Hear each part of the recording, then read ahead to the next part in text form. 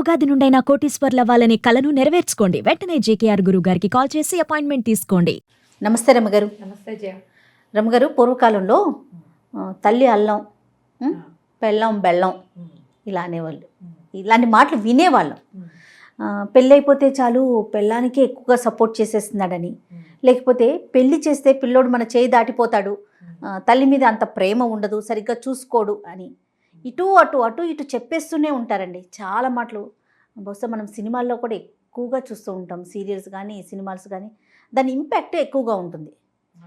అబ్బాయికి పెళ్ళి అయిందా ఇక అంతే సంగతులు, పెళ్ళం కొంగు పట్టుకుని తిరుగుతూ ఉంటాడు అనేసి, తల్లిని పట్టించుకోడని, ఇలాంటి డైలాగ్స్ని అది అంటే ఇవి బహుశా ఆ రోజుల్లో అప్పట్లో ఏమైనా ఉండేవా, నిజంగానే అలా జరిగేదా, దీన్ని ఎలా తీసుకోవాలి? ఇప్పుడు కొంత మారిందేమని నేను అనుకుంటా. ఎందుకంటే ఆడపిల్లలు ఉద్యోగాలు చేసేస్తున్నారు, బయటికి వెళ్ళిపోతున్నారు, ఇంట్లోనే ఉండి సాధించడం కానీ సాధించబడటం కానీ తగ్గిపోయిందని నా అభిప్రాయం.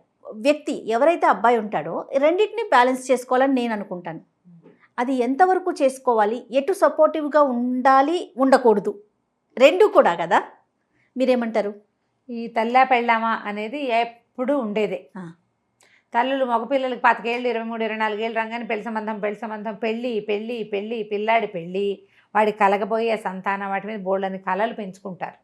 కోడలు చారెడు కళ్ళు, బారెడు జడ ఉండాలి, తెల్లగా ఉండాలి, పండ్లు. అబ్బాయి సామాన్యంగా ఉంటాడు, మనవాడు మనకు అందమైన పిల్ల కావాలి, వినయంగా వందనంగా ఒద్దిగ్గా ఉండాలి, అన్ని పనులు రావాలి, సమర్థులుగా ఉండాలి, వాళ్ళ అమ్మ నాన్న బాగా డబ్బును వాళ్ళు అయి ఉండాలి, లేదా పెట్టుపోత బాగా చూడాలి, కొడుక్కి ముద్దు ముచ్చట జరగాలి. ఇట్లా బోల్డ్ అనే ఆశలు, కోరికలు, ఉద్దేశాలు ఉంటాయి. ఆ రోజైనా ఈ రోజైనా కూడా, ఏ రోజైనా నా కొడుకుకి బాగుండాలి అన్న కోరిక సార్వజనీన తల్లుల కోరిక. వారికి ఆడపిల్లలు ఉన్నా కూడా ఇలాంటి కోరికలు ఉంటాయి. వాళ్ళకి ఆడపిల్లలు ఉన్నా కూడా, తమ పిల్లలు సామాన్యంగానే ఉన్నా కూడా ఈ ఊహ తప్పదు. ఎందుకంటే తల్లులకి తమ పిల్లల కంటే ఏది ఇంపార్టెంట్ కాదు. అలాగే ఆడపిల్లల తల్లులకు కూడా అలాగే ఉంటుంది. నలకూబరుడు కావాలి, వాడికి మంచి ఉద్యోగం ఉండాలి, ఆడబడిచి పోరు అత్తపోరు ఉండకూడదు, శుభ్రమైన సంపాదన, నా కూతురు మాటే సాగాలి, నా కూతురికి ముద్దు ముచ్చట అలకలు అన్నీ తీరాలి, అన్నీ సరదాగా ఉండాలి, నా కూతుర్ని అల్లుడు పువ్వుల పాన్ప మీద ఎక్కించి అదేదో పల్లకిలో ఊరేగించి ఎలాగో చూసుకోవాలని ఉంటుంది తల్లుల సహజమైన కోరికలు. సో ఇక్కడ మనం ఆడపిల్ల మగపిల్లాడ పక్కన పెడితే తల్లి కోరిక. అక్కడి నుంచి ఆడపిల్ల పెళ్లి చేసుకునేది. ప్రతి పిల్లకి కూడా నన్ను బాగా చూసుకోవాలి, ముద్దుగా చూసుకోవాలి, జాగ్రత్తగా చూసుకోవాలి, నాన్న కాచి కాపాడినట్టుగా కాపాడాలి, అన్నయ్య సరదాగా చూసుకున్నట్టు చూసుకోవాలి, అమ్మ ముద్దు చేసినట్టు చూడాలి, అమ్మ ఎట్లా కడుపులో పెట్టుకుని కాపాడుకుంటుందో అట్లా భర్త కాపాడుకోవాలి. వాడే కదా జీవితం. వీళ్ళందరినీ వదిలేసి అక్కడికి వెళ్ళిపోతున్నప్పుడు అతనే అన్నీ చూసుకోవాలని ఆడపిల్లలకి అనిపించడం చాలా న్యాచురల్. ఇది కూడా దీంతో పాటు ప్లస్ వాళ్ళకి ఆస్తి ఉండాలి, అతనికి సంపాదన ఉండాలి, బాగా సంపాదించేస్తూ కూడా రోజు సాయంత్రం అయ్యేసరికి పెందరాళి ఇంటికి వచ్చేయాలి, అటు ఇటు చూడకూడదు, వాళ్ళ అమ్మ మాట వినకూడదు, వాళ్ళ చెల్లెలకి ఇంపార్టెన్స్ ఇవ్వకూడదు, నాకే ఇంపార్టెన్స్ ఇవ్వాలి, నేనే అతని జీవిత పరమావధిగా ఉండాలని ఖచ్చితంగా ఆడపిల్లలు కోరుకుంటారు. ఇవి రెండు మనం భలే మాట్లాడుకుంటాం. ఈ రెండిటి మీదే సినిమాలు ఉన్నాయి, కథలు ఉన్నాయి, నావెల్స్ ఉన్నాయి, సెటైర్లు ఉన్నాయి, నాటకాలు ఉన్నాయి. మగపిల్లవాడు ఏమనుకుంటాడో ఎవరికైనా తెలుసా? తండ్రి ఏమనుకుంటాడు? అసలు ఈ ప్రశ్నే లేదు రమ్ గారు. ఆడపిల్లల పెళ్లి గురించి నాన్నేమనుకుంటాడు, మగపిల్లాడి పెళ్లి గురించి నాన్నేమనుకుంటాడు, లేదా తన పెళ్లి గురించి కుర్రాడు ఏమనుకుంటాడు? ఆడపిల్లలు కోటి ఆశలు కోటి కోరికలతోటి అత్తారింట్లో అడుగు పెడతారు, ఇవే డైలాగులు వింటాం. మగపిల్లవాడు కోటి ఆశలతో వివాహం చేసుకున్నాడు అనే మాట ఎవరైనా చెప్తారా? కవులు, రచయితలు ఎవరు చెప్పరు. వాడు ఏడవలసిందే పాపం. అంతే. నేను తప్పు కాదు, నాకు కూడా కుమారులు ఉన్నారమ్మా, మీకు కొడుకులు ఉన్నారు గుర్తుపెట్టుకోండి అని చెప్పారు మొన్న ఒక ఆవిడ. ఎవరో గుర్తుపెట్టుకోవడం ఏంటి, అది సత్యం. నా కొడుకులు నేను గుర్తుపెట్టుకోను, నా కొడుకులు నాతో ఉంటారు. గుర్తుపెట్టుకునే విషయం కాదు కదా, అది ఉంటుంది, సత్యమైన విషయం, అది మర్చిపోయేది కాదుగా. మన విషయాన్ని మనం మర్చిపోతామా?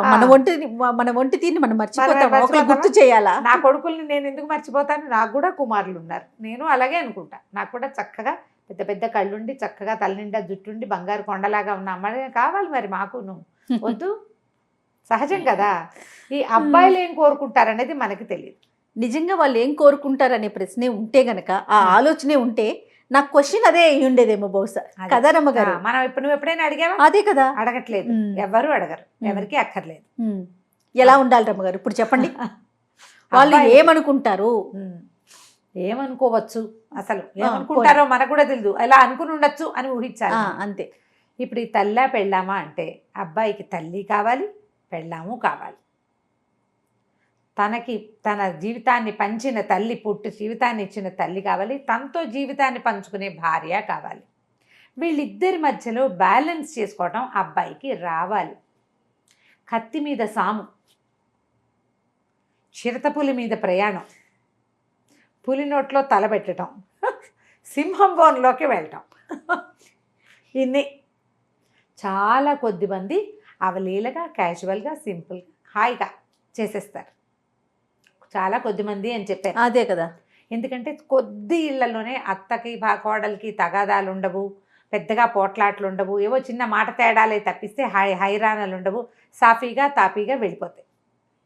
కొన్ని చోట్ల వెళ్ళవు. అటు అమ్మైనా లాగేస్తుంది, ఇటు భార్య అయినా లాగేస్తుంది. ఏటికొకళ్ళు కోటికొకళ్ళు లాగుతారు. ఎవరికి చెప్పినా ఇంకొకరు హట్ అయిపోతారు. రెండో వాళ్ళు హర్ట్ అవుతారు. అమ్మ ఏదో అంటుంది, మేము ఇలా అందంటుంది అమ్మాయి రాగానే, ఇతను ఏదో ఆఫీస్ చిరాకులో ఉంటాడు, ఇదిగా మాలా అన్నా అంటాడు. అద్దుగో మొదలు పెళ్ళని చెప్పింది ఎక్కువైపోయింది. ఒకవేళ భార్య ఏం చెప్పలేదు, అమ్మాయి ఊరుకుందనుకో, అది బంగారు తల్లి పాపం, ఊరుకుంటుంది. రాగానే అమ్మ చెప్తుంది, మా అమ్మతో ఇలా మాట్లాడతావా అని పెళ్ళాన్ని కొట్టేస్తాడు, కేకలేస్తాడు, తిడతాడు, అంతే. ఇక అప్పటి నుంచి వీళ్ళిద్దరు అన్బర్న్ స్టార్ట్. తన వల్ల ఇలాంటి మాటల వల్ల కొడుకు కాపురానికి చెడతాడేమో అని తల్లి భావించదు, ఏ తల్లులు భావించరు.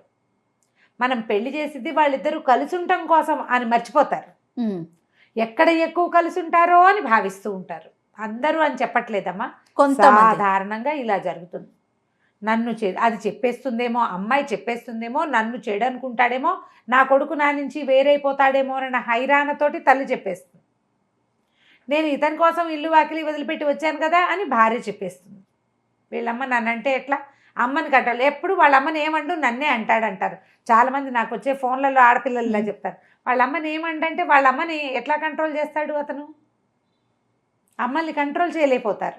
అవును. తల్లుల దౌష్ట్యాన్ని, దుర్మార్గాన్ని అర్థం చేసుకోలేరు. అదంతా న్యాచురల్గా తోస్తుంది. భార్యల్ని కేకలేస్తారు, భార్యల్ని కంట్రోల్ చేయాలి. అంటే అర్థం చేసుకోలేరా రమ్మగారు, లేకుంటే చెప్పకూడదు అనే ఒక భావంతో చెప్పలేకపోతారా? చెప్పకూడదు, వాళ్ళకి అర్థము కాదు జయ. ఇప్పుడు ఎప్పుడు కసురుకుంటూ మాట్లాడే తల్లి. ఇప్పుడు నేను నా పెద్దానికి పాఠం చెప్తా, అన్నిటికీ పాఠాలే, ఏవి మామూలు నార్మల్ మాట్లాడు. ఈ ప్రైవేట్ క్లాస్ తీయించుకునే అలవాటు మా పిల్లలకు ఉంటుంది, కొత్తగా వచ్చిన పిల్లకు ఉండకపోవచ్చు. క్లాస్ కంట్రోల్ కావాలి నాకు, అందరికీ ఉంటుంది. ఇది కష్టం కదా. ఇప్పుడు ఇలా పాఠం చెప్పేవాళ్ళు, తిట్టేవాళ్ళు, విసుక్కునేవాళ్ళు, ఏదైనా తేడా రాగానే దుమదుమలాడుతూ, అసలు రుసరుసలాడుతూ, గట్టిగట్టిగా అరుస్తూ పనిచేసే ఆడవాడు కొంతమంది ఉంటారు. లేదా ఫోన్ చేసి అక్కయ్యకో చెల్లికో ఎవరో ఒకరికి పోసుకొచ్చినట్టు అన్నీ చెప్పేవాళ్ళు. ఈ కోడలు ఏమంటారు కానీ అమ్మాయి ఇలా చేసింది, అలా చేసిందని కూతురికి ఫోన్ చేస్తారు, ఈ అమ్మాయి కొళ్ళు మండిపోతుంది.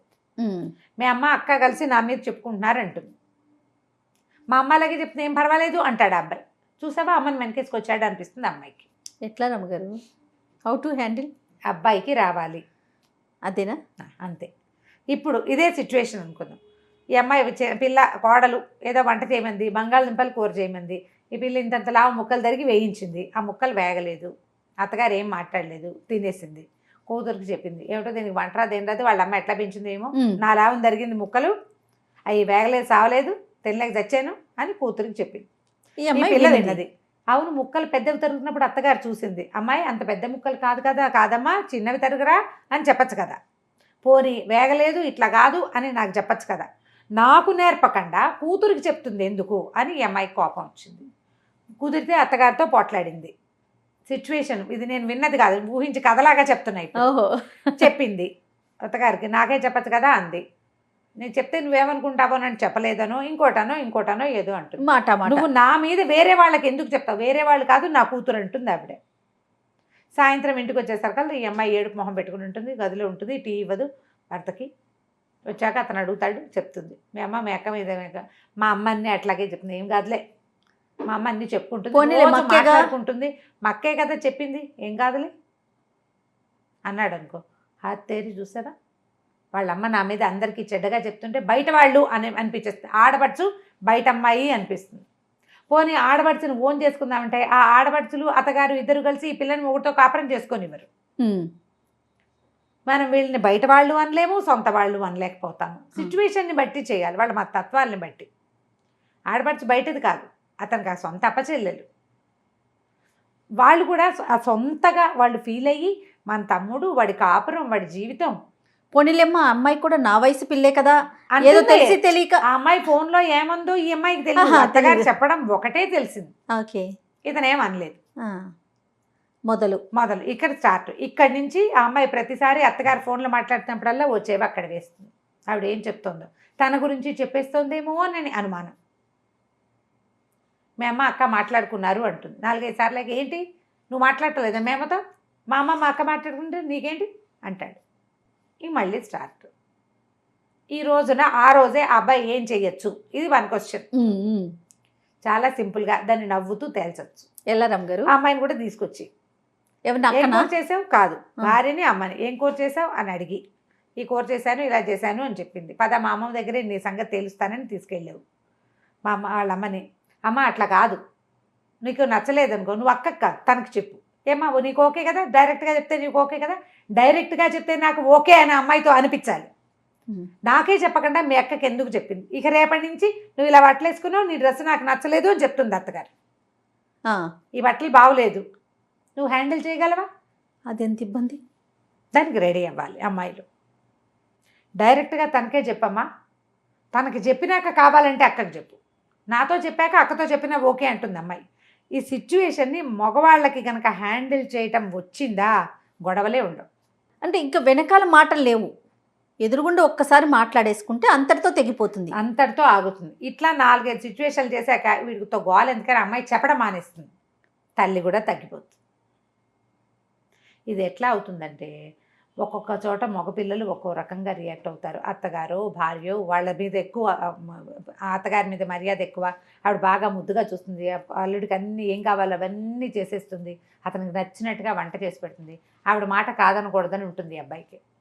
అదిగో అత్తగారి మాట వింటున్నాడు అనిపిస్తుంది వాళ్ళ అమ్మకి. మరి బాగా సాగిచ్చే వాళ్ళని కాదని ఎందుకంటారు ఎవరైనా? అంతేగా. అమ్మ సాగిస్తుంది, అప్పుడు కొత్తగా వచ్చిన ఆవిడ కూడా అంత ముద్దుగా అంత మర్యాదగా నువ్వే మాకు ఇంపార్టెంట్ అన్నట్టు చేస్తుంటే అత్తగారి మాట వినకూడదు అనిపిస్తుంది. కానీ మనం భార్యతో ఒక పిల్లతో కాపురం చేసుకుని సంసారం ముందుకు తీసుకెళ్ళడానికే పెళ్లి చేశాము అనే విషయాన్ని తల్లులు మర్చిపోతారు. ఈ విషయాలు చెప్తే వీళ్ళిద్దరికీ గొడవ అవుతుంది, తన కొడుకు సంసార జీవితం పాడవుతుంది అని ఇంగితం పడదు. ఆ అమ్మాయి కూడా నేను బయట నుంచి వచ్చాను, నేను వీళ్ళతో అడ్జస్ట్ అవ్వాలి, నేను కొన్ని రోజులు పడుతుంది, వీళ్ళని నేను అలవాటు చేసుకోవాలి, ఈవిడ పందా ఇంత, ఈవిడ పద్ధతి ఇది, మన పద్ధతి ప్రకారం మనం ఉందాం అని అర్థం చేసుకోరు. వీళ్ళు కూడా ఏం చేస్తారని అమ్మాయిలు కూడా మా అత్తగారి నుంచుంది కూర్చుంది వంట చేసింది చేయలేదు, నాతోనే చేయించింది, ఆ పని అంతా చేయించింది, అవన్నీ అమ్మకు ఫోన్ చేసి చెప్తారు. ఇక ఆడపిల్లల తల్లుడు ఎందుకు ఊరుకుంటారమ్మా? కొద్దిమంది మాత్రం 50-50 ఉన్నారు ఇప్పుడు. కొద్దిమంది అత్తారింట్లో అట్టనే ఉంటుందే అని చెప్తారు. మీ నాయనమ్మ మాత్రం నన్ను సాధించలేదు అమ్మడు, అలాగే ఉంటుంది, 2 రోజులు సర్దుకో, బుద్ధిగా ఉండు అని చెప్పే తల్లులు ఉన్నారమ్మా, ఇప్పటికీ ఉన్నారు, లేరని నేను అంటల. నాకు ఫోన్ చేస్తారు కదా, నేను అందరికి చెప్తా, సర్దుకోవాలమ్మా, సర్దుబాటే జీవితం, సర్దుకో, ఎవరితోటైనా మనకి అడ్జస్ట్మెంట్ తప్పదు. నేను ఈ డైలాగ్ నీతోటి చెప్తారు కదా ఎన్నోసార్లు అనుకుంటా, అడ్జస్ట్ అవ్వాల్సిందే, మనం అవ్వకుండా జీవితం నడవదు. తల్లు కొంతమంది ఆ గడిది గుడ్డు నువ్వు లేచి వచ్చి చేయబాక, ఏం చేస్తుందో చూద్దాం, నువ్వు చేయకు, నాకు రాదని చెప్పు, వంకాయ కూర చేయమంది, ఎట్లా చేయాలి అని అడిగింది కూతురు. తల్లి ఏం చేయాలి, బుద్ధిమంతురాలైన తల్లి వంకాయ కూర ఇట్లా ఇట్లా చేయాలి, ఇంకో ఇట్లా చెయ్యి, ఫోన్ దగ్గర పెట్టుకో అని చెప్తారు. చెప్పేవాళ్ళు ఉన్నారు కదా, ఉన్నారు, నువ్వు ఒప్పుకుంటావు. ఇప్పుడు మన కామెంట్స్ 100 రావాలి దీని మీద. అవునండి, 100% ఖచ్చితంగా. మా అమ్మ చెప్తుంది, లేదా నేను నా కూతురికి చెప్పా, మా వదిన అలాగే చెప్తుంది, కూర ఎట్లా చేయాలో ఫోన్ దగ్గర పెట్టుకో, మనకు అవకాశం ఉంది కదా, అంతే చేస్తావు, చేయిస్తుంది. ఇప్పుడు చేయొద్దు, మానేసేయి, నాకు రాదని చెప్పు, నాకు ఆవిడేదో కారం పెట్టి చేయమంది, నాకు అది రాదు, వేపుడే వచ్చని చెప్పు, వేపుడే చేయి, ఏం చేస్తుందో చూద్దాం. ఈ ఫర్మాయిష్లు ఏమిటి హోటల్లో లాగా అని ఎంకరేజ్ చేసేవాళ్ళు ఒక 20% ఉంటారు. గొడవలకి వీళ్ళు కూడా కారణం అవుతారు కదా. అవును కదా. మనం పిల్లల పెళ్ళిళ్ళు, ఆడపిల్ల కానీ మగపిల్లాడు కానీ ఎక్కడెక్కడెక్కడెక్కడి నుంచో తీసుకొచ్చి చేసుకుంటాం సంబంధాలు. సముద్రంలో ఉప్పు చెట్టు మీద ఉసిరికాయ అని కలిపినట్టుగా కలుపుకుంటాం, అంతే కదా. అవును. పెళ్ళంటే మరి ఎక్కడ ఉప్పు ఎక్కడ పుట్టింది, ఉసిరికాయ ఎక్కడ ఎక్కడ పుట్టింది? పుట్టింది? ఆ రెండు కలిస్తేనే బతికుంటాయి అవి. ఆ పచ్చడి బతికి ఎట్లా ఉంటుంది? ఆ రెండు సరిగ్గా కలవాలి. సమపాళ్లల్లో కలిస్తేనే, ఉప్పు సరిపడా ఉంటేనే కాయ ఉంటుంది, లేకపోతే ఉండదు కదా. కరెక్ట్ అండి. ఇది కూడా అంతే. ఇవి రెండు ఒక పద్ధతి కలిగినవా? కాదు. ఒక చోట పుట్టినవా? అస్సలు కాదు. మరి మనం కూడా అంతే కదా, అడ్జస్ట్ అవ్వాలి. వాళ్ళు వీళ్ళు కూడా. అమ్మ ఏదైనా మీ అమ్మ మీద, అబ్బాయి అమ్మ మీద చెప్తే అది విషయం ఏంటో కొంచెం అర్థం చేసుకుని ఆ అమ్మాయికి నచ్చ చెప్పుకోవటం, లేదా తల్లికి ఇన్ ప్రైవేట్ 2 వాక్యాలు, అమ్మ అట్లా అనద్దు, తను ఫీల్ అవుతుంది అని చెప్పేసి, అది హార్ష్గా అక్కడ చేయొద్దు, ఇక్కడ చేయొద్దు. చేయకపోతే ఈ బ్యాలెన్స్ కుదురుతుంది. తల్లి ఎప్పుడూ తల్లే, భార్య అందుకు తీసిపోయింది కాదు. ఆమె నీ పిల్లలకి తల్లి అవుతుంది రేపొద్దున. ఇద్దరూ తల్లులే కదా. ఎవరికి ఇవ్వాల్సిన ఇంపార్టెన్స్ వాళ్ళకి ఇచ్చి తీరవలసిందే. ఎప్పుడూ పెళ్ళాం ఎక్కువ కాదు, లేదా తల్లి తక్కువ కాదు. తల్లి ఎక్కువ కాదు, పెళ్ళాం తక్కువ కాదు. ఇద్దరూ సమానమే, 2 కళ్ళు. నేను మా ఇంటికి వచ్చాక నీ బోడి పెత్తనం ఏంటి, నా పెత్తనమే చెల్తుందని అత్తగారు అనడానికి వీల్లేదు. రేపొద్దున ఈ ఇల్లు అమ్మాయి స్వాధీనంలోకి వెళ్ళిపోతుంది. నీ కొడుకునే ఇచ్చి చేసేసావు, ఇంకా అలా మాట్లాడితే ఎలా కుదురుతుంది? మనం కూడా ఆలోచించాలి కదా. అవును. పెళ్ళిళ్ళు చేసే ముందు మీరు ప్రిపేర్ అవ్వండి ప్రాక్టికల్గా. మొన్నటి దాకా ఏం చెప్పాం? అమ్మాయి అబ్బాయి ప్రిపేర్ అవ్వాలని చెప్పాం. అవును రమ్మ. అత్తగారులు ప్రిపేర్ అవ్వాలి ఖచ్చితంగా. ఆడపిల్లల తల్లిదండ్రులు, మగపిల్లల తల్లిదండ్రులు కూడా. ఇది వరకట్లాగానే కాకుండా ఇప్పుడు ఉమ్మడి కుటుంబాల ఆలోచన మంచిదే అయినప్పటికీ పిల్లలు వాళ్ళ ఆఫీసులకు దగ్గరగా ఉంటామంటే వాళ్ళ సొంత సంసారం వాళ్ళని పెట్టుకోనివ్వండి. బలువు సులువు తెలుస్తుంది. వేరే ఊళ్ళల్లో కాపరాలు పెట్టుకునే వాళ్ళు ఓకే, నా దగ్గరే ఉండాలి, నీ బట్టలు కూడా నా ఇష్ట ప్రకారమే చేయాలి, నువ్వు నుంచుంటాను నా ఇష్ట ప్రకారమే నుంచోవాలి, నువ్వు ఏం చేసినా నా ఇష్టమే అని అనడానికి వీలు లేదు. ఈరోజు అది కాదు. వాళ్ళు లేనిపోని ప్రెషర్కి గురై ఏదైనా అనారోగ్యాలు తెచ్చేసుకుంటారు. నీ కూతురైతే నువ్వేం చేస్తావో నీ కోడలతోటి నువ్వు అది చేయాలి ప్రతిసారి.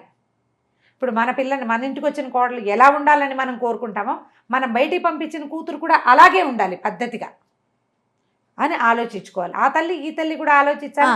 ఈ ఇద్దరు తల్లులు సరిగ్గా ఉంటే ఆ మధ్యలో ఉన్న కుర్రాడు కరెక్ట్గా బ్యాలెన్స్ చేయగలుగుతాడు. సో ఇప్పుడు ఎవరు సరి చేయాలంటావు దీన్ని? తల్లులే సరి చేసుకోవాలి. తల్లులు, వచ్చిన మధ్యలో ఉండేటువంటి మగ మనిషి, వీళ్ళు కనుక సరిగ్గా ఉంటే ఈ అమ్మాయిల్ని ఈజీగా హ్యాండిల్ చేసేస్తారు. తర్వాత తరంలో నేర్చుకుంటారు అది. రేపు మళ్ళీ వాళ్ళు తల్లి అవుతారు, వాళ్ళు అత్త అవుతారు, కోడలు. తరంలో కనుక దీన్ని ఫిక్స్ చేస్తే అది తర్వాత తరాలకి ఆటోమేటిక్గా వెళ్ళిపోతుంది. కొంచెం కష్టం, బ్యాలెన్సింగ్ ఎప్పుడు కష్టం. ఇది ఎలా ఉంటుంది అంటే తాడు మీద గడపట్టుకుని నడవటం లాగా అనమాట. జాగ్రత్తగా నడిస్తే చక్కగా వెళ్ళిపోతుంది జీవితం సజావుగా. రైట్ రమ్ గారు, నమస్తే. నమస్తే.